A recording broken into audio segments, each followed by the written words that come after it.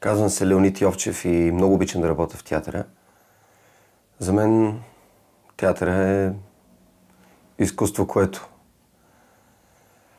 не може да се сравни с никое друго, заради това, че срещаш публиката всеки ден и не знаеш какво ще ти поднесе тя като изненада.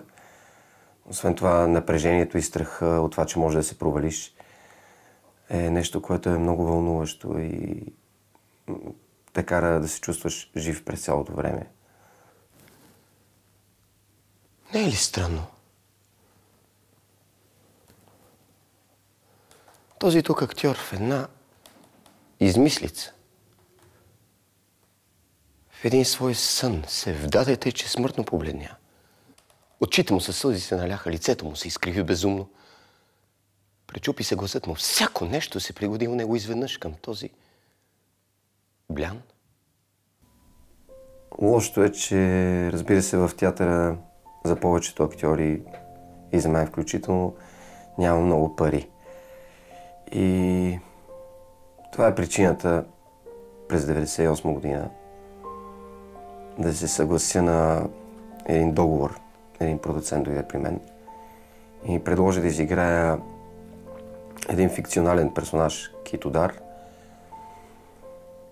в една бясна халтура. А на мен просто много ми трябваха пари и се съгласих. Беше еднократно, поне така мислих, докато няколко месеца по-късно, както си четях трети том на събрани съчинения на Шекспир, които си бях купил с парите от хонорара, ми позвъни телефона и същия продуцент ми се обади да ми каже, че този фикционален персонаж Китодар всъщност е много успешен и сега предстои предаване на историческа тематика, в която Китодар трябва да участва. Беше някаква ужасяваща халтура, обаче просто много исках да си купя всички томове на Гогол и се съгласих. И оттам нататък нещата се объркаха много лошо.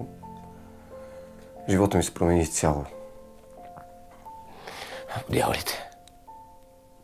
Станеш, ще трябва да го приема. Види се, че имам сърце на гълъб. Но тогава водя двойствен живот. Когато съм на сцената,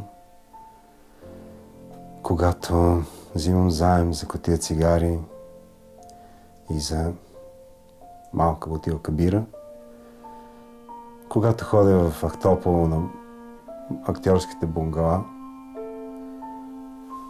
когато ходя с приятели в ресторанта на Народния, съм Леонид. В останалите случаи съм Китодар. Жена ми вече ме разпознава като Китодар. Тя харесва повече Китодар от Леонид, защото в крайна сметка Китодар носи пари. Да, халтура е, ужасно е, но носи пари вкъщи.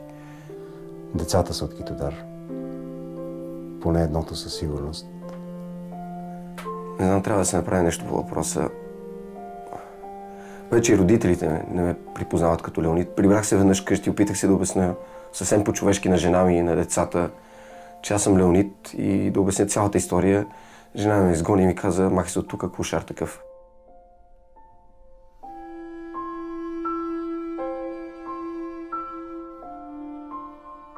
Да си Китодар има и известни плюсове. Например, като Китодар открих, че има живот извън театъра.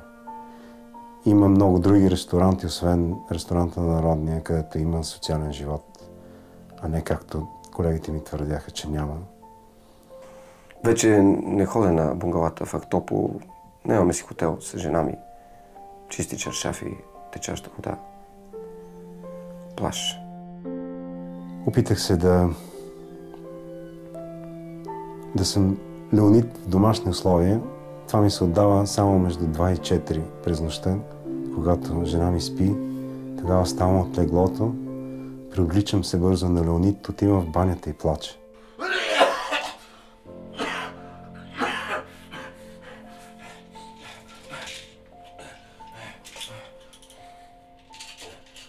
Отскоро имам нуждата да се самоубия, но сега ми се струва, че имам чудесен план. Ако вие ми помогнете и ми пратите пари, за да направя трети сезон на Петък точно в Петски Тодар Тодоров, аз мога с тези пари да замина за Норвегия, където да правя норвежки приказки и фолклор. Никаква халтура повече. Така че, моля ви, всеки може да изпадне в такова положение. Наистина, помогнете. Благодаря.